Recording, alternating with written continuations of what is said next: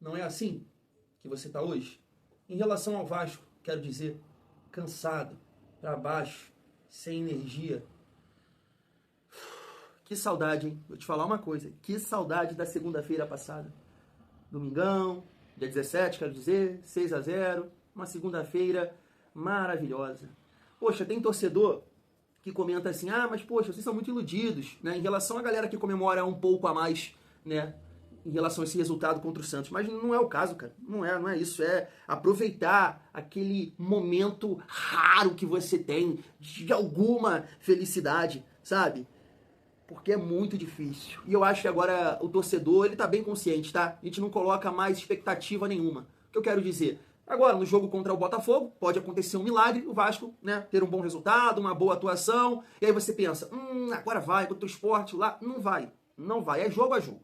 É jogo a jogo. Não cria expectativa não, porque não vai. Você vai ficar revoltado da vida. É jogo a jogo. A gente não sabe o que esperar desse Vasco. Tava até aqui brincando com a minha esposa, falei com ela, cara, vou fazer uma promessa, mano. Já viu essas brincadeiras aí de internet? Tem gente fazendo, não é só vascaíno não, vou cortar o cabelo só quando o Vasco ganhar, determinado time ganhar 5, 4 partidas seguidas. Mano, olha bem, aí, já viu aquele filme, Náufrago? Eu vou ficar igual um náufrago, só que calvo.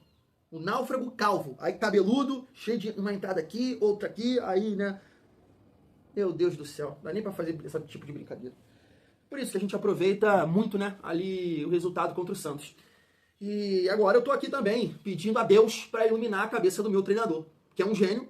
Eu acho ele muito diferente, no sentido de, se eu te perguntar, já falei isso aqui uma outra vez, pega aí nos últimos 10 anos e destaca 10 atuações do Vasco. Eu tenho certeza que 4 vão estar no comando do Fernando Diniz. Fortaleza, Melgar, São Paulo e Santos. Né? Lembrei desses 4 jogos aí. Com certeza vai estar no seu ranking, com certeza. Mas é um cara maluco, pô. É um cara 22. É um cara que vai pra coletiva e não consegue enxergar nada. Nada, não tem erro dele nenhum, é erro dentro de campo, é o cara que não se movimentou direito, é o cara que não preencheu o espaço, é o cara que não fechou, porque a ideia dele, o estilo de jogo dele é perfeito. Só que isso não funcionou no Fluminense, nesse período recente. Cruzeiro e agora, né, no Vasco, tendo muita dificuldade. E aí ele quer que o torcedor aceite que quando machuca o Tietê, ele vai optar pelo Verratti, e não é uma crítica ao Verratti, tá? A crítica é ele pegar o Nuno, que é um ponta, que é um meia, e botar o cara de volante. E aí você para pensar no conjunto. O Coutinho se arrastando em campo, porque não é um cara físico. O Jair, muito talentoso, com a bola, mas sem a bola a gente sabe que é uma tartaruga. E aí tu bota o Nuno de segundo volante. E ele acha que é o time que tá marcando mal. Os caras não marcaram bem. Porra, Diniz, você tá contribuindo com isso, cara. Ele vai na coletiva e faz a seguinte justificativa. O Nuno é um cara que pode jogar, ele não pode, Diniz. Ele nunca jogou ali na carreira dele, Diniz. Que loucura é essa? Tu fala as coisas que é o que o povo aceita, irmão. Porra, joga merda na cara dos outros, quer que a gente aceita? Não, ele não joga ali, pô. Ele não joga ali. Ele não é o segundo volante. Ele é um terceiro homem de meio campo, no máximo ali. No mínimo, sei lá como é que fala. Agora, volante, ele e o Jair de volante, porra, é coisa de retardado, desculpa, pô. É coisa de maluco, tu tendo um volante com ritmo de jogo, porque tava jogando, e aí o questionamento que fala, é um cara que gere muito mal o banco, o elenco dele. Porque pra que mandou o Barros voltar, então? Que sentido tem isso? Se quando machuca um volante, tu entra com centroavante, por que não deixou o moleque lá jogando, porra? Deixava o cara lá, pô. Pra que trouxe de volta? A justificativa dele foi que o Nuno tem mais qualidade pra jogar, pra encostar na frente. Mas, meu Deus, estava todo mundo vendo a fraqueza que a gente estava dentro do campo pra marcar, cara. Não foi só uma questão, eu vou chegar lá.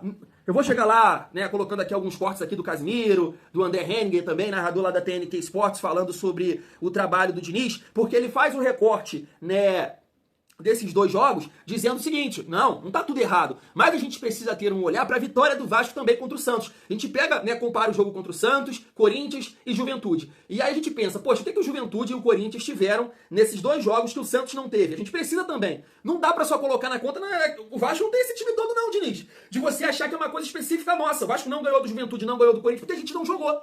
Porque de repente é uma coisa deles. É eles que não deixaram o Vasco jogar. É eles que tiveram méritos na vitória, de pressionar, de correr, de preencher espaço. Tu tem essa noção também ou não? Essa vaidade toda que você tem. Eu admiro nesse sentido, tá? A tua vaidade, a tua autoestima é uma coisa surreal. Mas isso vai te levar pro buraco. Porque até um ponto existe convicção. Passando desse ponto, é loucura, é burrice, é Lloyd Augusto, é 22, e tu tá levando todo o vascaíno pra esse buraco aí. De novo, tu tá deixando todo mundo louco, porra. E quando tu pega um zagueiro e bota na lateral, bota um goleiro na lateral direita, pega um meia armador, bota de volante, tu não entende o contexto da parada moleza que tu estabeleceu dentro de campo, pô, tu deixa todo mundo louco, cara. Pô, lá em casa tava assistindo eu, meu pai, meu primo, estou gritando dentro de casa. Tu tá fazendo gritar na frente da minha filha, das crianças que estavam lá em casa. Eu mexe no time, mexe no time, mexe no time. E tu não mexe no time. Tá vendo que tá dando merda ali no meio campo, o Vasco tá perdendo espaço, perdendo as divididas. E tu com um Nuno de segundo volante, de Coutinho de terceiro homem. Tu tá irritando os outros, cara. Tu esperou o Vasco tomar o gol. Olha só a loucura. Aí tu pega a loucura. Tu esperou o Vasco tomar o segundo gol pra tu entrar com o Barros e com o dançarino. Tu assumiu a merda que tu fez. A merda de análise. Pô, esses assistentes aí servem pra quê, gente? Vocês também falam com ele, prende ele, segura ele no banco, ó, fica aqui. Vai fazer mais merda não, deixa que a gente mexe. Família, além de...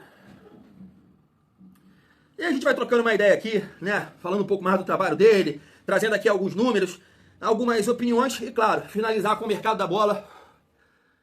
A gente tem mais informações aqui também sobre o Nathan Silva e Matheus França. Então chega aí, tem muita resenha nessa segunda-feira, muito desabafo, fico me coçando até, mano, de raiva. Porra, que é isso, mano, muito sofrimento, mano. Caraca, pô, vou te falar uma coisa, mano. Se inscreve aí no canal, deixa o like, comenta, desabafa. Vamos lá, família. Só destacando aqui, né, eu assisti a coletiva, não assisti a coletiva toda, mas, né, a página destacou aqui, né, que o Diniz confirmou o retorno do PH para o jogo contra o Botafogo. Claro, não dá pra dizer que, por causa do PH, que o Vasco perdeu essas 2 partidas. Não, o PH não é o Messi, né? O Messi tem essa condição de falar. Agora o PH não. Mas faz muita falta, né, família? Faz muita falta. Sinceramente, assim, cara, eu não gosto desse tipo de coisa. Mas a partida que o Pumita fez ontem, principalmente defensiva, cara, é constrangedor, cara. É constrangedor. Um cara sem leitura, sem tesão, sem vontade de preencher o espaço. Parece que quando chega a bola ali no setor dele, ele tipo fala assim, é culpa minha. Vê lá o que vocês vão fazer, sabe? Não tentam algo a mais, vou fechar lá, vem aqui. Cara, parece que tá passando o tempo, sinceramente. Foi essa mensagem que ele me passou ontem. Não dá, mano, não dá. Joga sem, cara. Joga sem o Pumita. Joga sem ninguém ali. Te falar, joga com um a menos. Eu acho que o Vasco vai ter um sistema defensivo mais sólido do que com o Pumita. Ridícula a atuação. Então esse cidadão aqui, chamado PH, mas ele faz muita falta pra esse time do Vasco. Muita falta. Talvez hoje seja o que mais faz falta. No lateral direito. É o que mais faz falta no Vasco hoje. Ele é um titular absoluto e, meu Deus do céu. Família, vamos lá, rapidamente aqui também destacar o Robert Renan, agora é oficial, o Vasco anunciou aí a chegada dele, vai vestir a camisa 30 e ele disse o seguinte, a minha expectativa é imensa, é um sonho da minha família, todos estão muito felizes e eu vou dar o meu melhor, que possam ter muitas vitórias e títulos para nós. Foi o que ele destacou na chegada dele aqui, né, no Rio de Janeiro. Eu pensei que, né, ele tinha falado aí com a Vasco TV, mas não é o caso, família. Coletiva de apresentação, Vasco informa que a coletiva de imprensa para a apresentação de Andrés Gomes, e Robert Renan será realizada na próxima terça-feira, dia 26. Tá aí, né? A gente espera que o Robert Renan possa somar, possa ajudar. É um zagueiro que joga pelo lado esquerdo, né? O Vasco precisa urgentemente contratar um zagueiro para o lado direito, já que nesse momento, né, não conta com ninguém, eu acho que é isso, né, dá para dizer, porque Lemos e Oliveira estão fora dos planos, e quem tá jogando ali é o Hugo Moura, né? Em relação ao Andrés Gomes, o pouco que a gente viu ali, né, no jogo contra o Corinthians, e assim, a gente entende que jogando fora de posição, mas até entendo que ele pode quebrar o galho ali, porque foi bem, sem ritmo, né, o cara chegando agora, e mesmo assim saiu bem, faz uma jogada lá pelo meio, né, que ele limpa um, limpa dois, finge, abre bem lá, tem uma jogada também que ele finge que vai bater, corta ali o defensor do Corinthians e acabou dando assistência também pro Ryan. Então, assim, é um cara que dentro do que a gente vem vendo do Vasco, ele vai jogar no Vasco, ele vai ser titular. E assim, família, parece até loucura, porque tem muito torcedor que acaba criticando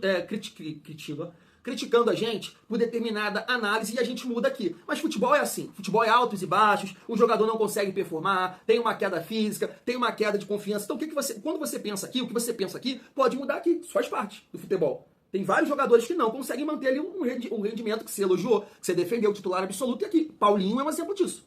Você imaginou na sua cabeça que o Paulinho seria um cara descartado no Vasco? Um Zé Gabriel da vida? Porque o Paulinho é isso hoje. O Paulinho não é cogitado pra nada, nenhuma roda, nenhuma resenha, nenhum grupo, nenhuma rede social, ninguém comenta mais do Paulinho. E olha o impacto que o cara teve em 2023. Então é um exemplo que a gente tem aqui. Então a gente pode ter uma opinião aqui e mudar aqui. E por que eu mudo de opinião aqui em relação, por exemplo, a Nuno, a Ryan, Coutinho e Verratti? Porque o rendimento desses caras na parte física, mas caiu, já não era lá essas coisas. O Vasco contra o Juventude, o Vasco contra o Corinthians, teve muita moleza escancarada. Cara, foi um cansaço assim que estava consumindo o torcedor que estava assistindo. A gente estava assim, meu Deus do céu, o que está acontecendo? Os caras estão com o Sforza correndo na frente, assim. Então aí vai ficar difícil, vai sobrecarregar o meio-campo, a defesa, né, lá, essas coisas vai sofrer, porque você tem que ajudar sem bola, tem que ter esse jogo, tem que ter essa leitura. Então esse cara aqui, pela dinâmica, pela velocidade, ele vai jogar no Vasco. E aí eu não sei no lugar de quem, tá? Eu não sei. No jogo contra o Botafogo, acho que ele pode jogar, né? Tá registrado, tá tudo certo, né? Eu tentaria esse ataque. Pouparia vários jogadores aí, né? Pouparia. E eu tentaria um ataque com o Andrés Gomes, o David, que tá melhor fisicamente, e o Ryan. Esse seria meu ataque pro jogo contra o Botafogo. Ryan de 9. Ontem ele fez 2 boas jogadas de 9. O chute de fora da área, né, naquela região ali, o Hugo fez uma defesaça e depois fez um golaço com o passe do Andrés Gomes. A ideia é você ter na frente, né, jogadores mais físicos para contribuir nessa marcação. É isso, porque o time do Corinthians ontem tinha 2 jogadores, você pensa, não, os caras não são tão na frente não. Não, você viu o Guinegão o tempo todo ajudando. Você viu o Kaique o tempo todo ajudando. Tem que ter esse olhar pro jogo sem bola. E os jogadores da frente do Vasco, Ryan, Nuno, Verratti, Coutinho, né, esses 4 jogadores não contribuem na marcação. Ajudam um pouco, pressionam um pouco. Pelo cansaço, já pressionaram melhor, tá? O Vasco já teve jogos com esse time que a gente conseguiu se sair melhor. Mas no jogo contra o Juventude e no jogo de ontem, pontuando que começou sem o Verratti, mesmo assim a gente não conseguiu pressionar, tá? Então, não é só um problema do Verratti. Eu vejo uma queda física de todos ali. Coutinho, Nuno e Ryan. Então, quando você junta esses jogadores, tá uma tragédia. Tem que mudar nesse sentido, na minha opinião. Não sei se o louco do meu treinador vai ter esse olhar. Família, e aí eu levanto aqui rapidamente só a questão do Maurício Lemos, que é uma covardia, tá? Na minha opinião. Porque esse cara aqui, não é que eu morro de amores por ele, não. Não é. De forma nenhuma. É bem limitado. Mas ele foi bem contra o Internacional. Na dele, ele não foi mal. Foi mal sim contra o Mirassol, fez uma cagada. Contra o CSA teve muita dificuldade, mas também jogando pelo lado esquerdo, porque, né, o Diniz voltou ali com o João Vitor. Então, assim, sinceramente, tem jogos que você tem que aprender com seus erros. Então, poderia conversar com o cara, volta ali a jogar e bota o Hugo Moura de volta, né, na cabeça de área. E eu vou te explicar o porquê, tá? Família, e aí, antes de continuar aqui a nossa resenha, deixa eu passar esse corte aqui do André Henning e também do Casimiro, falando sobre o trabalho do Fernando Diniz. E eu tava vendo, o João, ele foi até perguntado sobre isso, do aproveitamento dele no Campeonato Brasileiro, em jogos do Campeonato Brasileiro. Não só do Vasco, dirigindo o Vasco, mas também os últimos times dele em brasileiro foram Fluminense e Cruzeiro. Acho que é isso. Sim, É. Isso. Aproveitamento é muito ruim, João. É muito ruim, cara. Eu gosto do Diniz, assim, não é meu amigo, nunca tive contato com ele na época de jogador e tal, de entrevistar, nunca tive nada além de entrevista, assim, tal. Tem uma simpatia por ele, pela maneira de pensar e tal, não necessariamente ligada ao futebol, mas de como ele pensa a vida e tal. Eu acho um cara interessante, acho um cara diferente. Mas não dá, velho. Não dá, João. É um aproveitamento muito baixo. Eu não vou saber dizer números, mas assim, são números vergonhosos. É muito pouco pra um treinador que outro dia era técnico da seleção brasileira, velho. Eu tava vendo aqui a galera me ajudando. Desde 2024, são 34 jogos dele. Vou confiar na sua informação aqui, tá, Pedro? Mas eu acho que é por aí mesmo. São 34 jogos e só 6 vitórias. Nossa. 19 derrotas. Só no Brasileirão desde 2024. Aí é puxado, hein? É muita coisa, cara. É muita coisa. Do aproveitamento do Diniz nos últimos 3 trabalhos dele. E aí ele foi falar que no São Paulo ele foi bem e que no Fluminense ele foi bem. Cara, olha quanto tempo tem isso. Os 3 trabalhos mais recentes dele acumulados são ridículos. Então assim, ele tem que se debruçar sobre esse fato. Mas o recorte é esse, cara. O recorte é real e o aproveitamento é ridículo. Daí, só para complementar nesse sentido sobre o trabalho do Fernando Diniz, destacar aqui esse ranking, né? A classificação pós-Copa, destacando o aproveitamento dos clubes, né? Tá aqui, né, o Vasco na 18ª colocação, né? 8 jogos, 1 vitória, 2 empates e 5 derrotas. O Vasco está à frente somente do Fortaleza e do Galo, né? E isso é muito preocupante, né? A gente vê aqui um Vitória na frente, o Grêmio na frente, Corinthians, Juventude, Santos, né? Times que estão ali na parte de baixo da tabela. E assim, o que comprova, é mais um fato aqui que comprova que o Diniz está louco, né? Na coletiva dele. Eu tava vendo um corte do Eric Faria falando que, o torcedor, vendo essa coletiva aí do Diniz, ele entende que o cara tá com o pé no chão, porque ele tá falando que o time jogou mal. Não, Eric Faria. Não. Ele tá falando que o time, os jogadores jogaram mal. Não que a culpa é dele. Não que ele está contribuindo com isso. Não que colocar o Nuno de volante é um erro. Não que colocar o Vitor Luiz de zagueiro é um erro dele. Ele não está contribuindo. Não, você entendeu completamente errado. Ele não tem esse entendimento. O time tá mal, o campo ali, os jogadores, não tem nada a ver com ele. Porque ele não contribui. Com 3 gols do Corinthians, ele não contribui. Foi erros dentro de campo. Tirar um volante que saiu lesionado e botar um atacante e deixar o meio-campo com Coutinho, Nuno e Jair, o Jair de primeiro volante, família do céu. O Jair não pode fazer o segundo volante tranquilo, que é um cara que tem recurso, tem talento, sabe chegar, sabe dialogar, não sabe? E aí você bota o Barros pra marcar, pô. Que é um cara, ele não é brucutu também. É um cara que sabe jogar, pô. Ele não é ruim de tudo. Ele não é um cara que vai ter que tomar a bola do pé dele. Não, o que você não sabe? Não, o Barros não é assim. O Diniz é louco. O Diniz é 22. Tava vendo aqui também, esse tipo de coisa que, né, a gente conviveu muito em 2023, né? Daí, o Vasco igualou a segunda pior campanha após 20 jogos na era dos pontos corridos. Apenas em 2015 o clube tinha somado menos pontos, justamente no ano em que acabou rebaixado, né? Então, nesse momento, o Vasco está com 19 pontos. Saldo à época era 13, né? E como ele pontuou aqui, em 2015 a gente tinha 13 pontos, família vascaína. E aí, só para somar aqui no nosso debate, estava vendo aqui o Wallace, que trabalha também na TNT, ele destacou o seguinte: o Vasco tomou 29 gols em 19 jogos nesse Brasileirão. Não adianta nós da imprensa ficarmos falando do Diniz e sua saidinha. É simplesmente ignorar que ele é um treinador incapaz de montar defesas sólidas. O maior problema do Vasco não é com a bola no pé, e sim sem ela. Concordo plenamente, tá? Porque no chilique do Chiliquento Dias hoje, que eu destaquei aqui no vídeo de mais cedo, ele fala, né, que é só apertar o Vasco, que o Vasco entrega. Também. Mas tem momentos que o Vasco consegue, né, dialogar. Agora, sem bola, tragédia. Sem bola, o Vasco é uma tragédia. O Vasco marca muito mal em todos os setores do campo. Vai acabar estourando na defesa. Cara, você pode botar 2 grandes zagueiros ali. Pode botar. Mas com essa frente que não ajuda, com esse meio campo que está chegando atrás toda hora, você viu, pô, nos 2 lances. O Garro tá aqui, quando ele chuta, os 2 volantes aqui. O volante não, o Nuno tava aqui e o David estava tentando fechar, atrasado. E o Jair cobrindo lá a lateral, um buraco no setor de meio campo ali. Na entrada da área. O primeiro gol, da mesma forma. Então a gente sempre corre atrás, a gente nunca consegue antecipar uma jogada. Por posicionamento? Sim. Pode ser, eu não entendo muito dessa parte tática, mas também por parte física. A gente não consegue ganhar fisicamente. Os caras correm mais que a gente. E quando a gente tem a bola, a casa tá fechada. Os espaços estão preenchidos. Quando é no nosso lado do campo, não tem espaço para jogar, pô.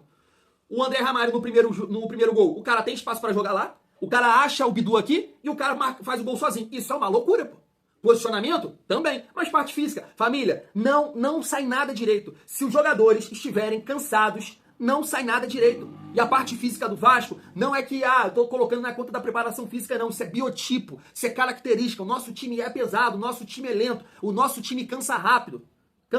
Os jogadores ontem do Corinthians, Ranieri, é o primeiro volante. Ele não tem a qualidade do Jair, do Tietê, mas ele tem pegada. É o cara que corre. Da mesma forma, né, o Bidon, o outro lá que jogou também, que eu esqueço, o volante, que foi... o Maicon já é mais experiente, mas teve o 4º volante que eu tô esquecendo aqui. Todo mundo com muita pegada. Preenchendo espaço, correndo 2 moleques, correndo pra caramba na frente. E o Diniz não tem esse olhar. E aí, pra finalizar em relação ao Diniz, é isso, né? Ontem ele disse que na coletiva não pode tirar desses 2 jogos e dizer que tá tudo errado. Porque contra o Santos foi maravilhoso? Não, mas aí que tá, Diniz. Essa é a lição que você tem que tirar. O que aconteceu de diferente do jogo do Santos para o jogo contra o Juventude, para o jogo com o Corinthians? Foi o Vasco que foi muito bem? Não somente isso. Você tem que ter esse olhar. Porque senão fica difícil. Contra o Santos, eu pontuei isso aqui.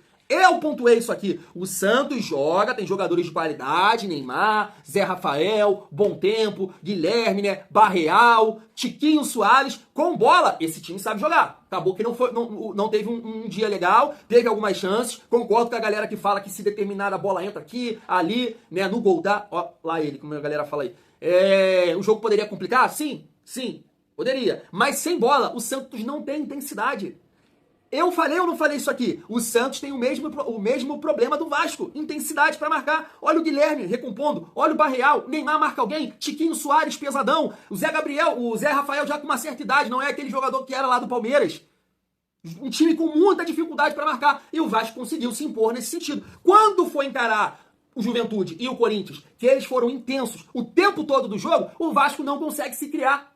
Porque atrapalha, os caras conseguem segurar ali, a gente não consegue rodar a bola, não consegue ter intensidade nesse sentido, e fisicamente a gente perde, porque a gente não consegue competir, não ganha as divididas, perde na corrida, perde em velocidade, e aí a gente não tem essa dinâmica pra, poxa, não tá conseguindo esse jogo de aproximação, eu vou fazer um lançamento, sabe? Isso, vou ganhar em velocidade algum adversário. Não tem nada disso. Porque o Diniz, eu sei que tem as nossas limitações, mas ele contribui. Porque ele começa a mexer no time e não tem esse olhar para a parte física, sempre para a parte técnica. A parte técnica não funciona, não tá funcionando do minuto 1 ao minuto 90 e ele nas modificações ele deixa o time mais lento, o time mais pesado. É isso que está acontecendo com o Diniz. Diniz, ele precisa entender esse equilíbrio do time. O time morre, Diniz. O time é cansado. Como é que você não tem essa leitura? Qualquer louco de pedra da vida está vendo isso e você não vê. Botar o Nuno de volante ontem foi uma merda. Foi uma merda. Você está jogando merda na Atlântica, respeitando a torcida. Essa é a realidade. Até porque você se faz de burro, não é possível. Isso funcionou contra o Juventude. O Nuno de volante funcionou contra o Juventude e tu repete essa merda. Não funcionou lá, vai funcionar aqui por quê? Bota o Barros, bota moleque nesse time pra correr, meu filho. Família, e pra finalizar o vídeo, né, agora há pouco, o Lucas Pedrosa informou que tá tudo certo em relação ao Matheus França, né, o jogador vai chegar e o Vasco corre contra o tempo, né, pra tentar registrar ele, pra ele poder jogar na Copa do Brasil. Tudo certo, tá? Faltava uma questão de documentação, mas segundo o Pedrosa, como eu disse, agora há pouco, tudo confirmado, tudo certo. Em relação ao Nathan Silva, família, tá aqui, ó, de acordo com o Felipe, que é jornalista da ESPN, o Vasco consultou a situação de Nathan Silva, zagueiro do Pumas. No entanto, até o momento, não há proposta oficial na mesa pelo defensor. Uma outra apuração aqui da galera, né, o Carlos Berbet e também do Rodrigo Silvério, Vasco negocia com Nathan Silva do Pumas do México. Mas a operação é difícil. O zagueiro é titular, capitão e tem prestígio no clube. Outros dois mexicanos também querem o defensor. Apesar dos entraves, as conversas seguem e podem haver evolução. Aqui eu acho, assim, muito difícil, tá, família? Porque você acaba tendo que fazer o que você fez lá em 2023. Porque se o cara é líder, é capitão, tá bem adaptado, né, no futebol mexicano, pra tirar ele de lá, claro, além de você convencer o time colocando muito dinheiro na mesa, você vai ter que pagar um bom salário pra esse cara aqui. Porque ele vem para um Vasco brigando pra não cair. Então, pra tirar ele, já não sei a classificação do Pumas lá, mas, sabe, é muito difícil, então, entender que o Vasco vai ter êxito nessa negociação. E tá aqui um jornalista que torce, né, para o Atlético, falando sobre esse jogador, que é o Lucas Tanaka, ó. Quando o Maurício Lemos foi para o Vasco, eu disse que era uma merda. E com o Nathan é totalmente diferente. Jogador muito regular, nota 7. Jogou muita bola aqui em 2021. Para o nível do Brasil e do Vasco, tá longe de ser um atleta que chega com desconfiança para o futebol brasileiro. Passa de ano, tá aí, essa é a visão dele. Vou acreditar na opinião dele, porque ele é um cara que acompanhou o Nathan jogando no Galo. Eu não lembro assim não, cara. Eu não lembro de o Nathan ter sido, depois vou até ver aqui os números, né, titular absoluto do Galo. É o que eu falei, em comparação às opções que o Vasco tem, nesse momento é o Hugo Moura que tá jogando. Claro que ele é melhor que o Hugo Moura, ele é um jogador da função, ele é melhor que o Hugo Moura. Mas dependendo do custo-benefício, do investimento que vai ser feito, aí eu não sei. Mas é aquilo, verdade. Nesse momento não dá pra gente pensar muito nisso não, porque o Vasco tá ali beirando, né, brigando pra não cair, e se cair vai ser uma merda. Aí vai pensar em dinheiro no ano que vem, na segunda divisão, né, não é o ideal. Fui, daqui a pouco eu tô de volta.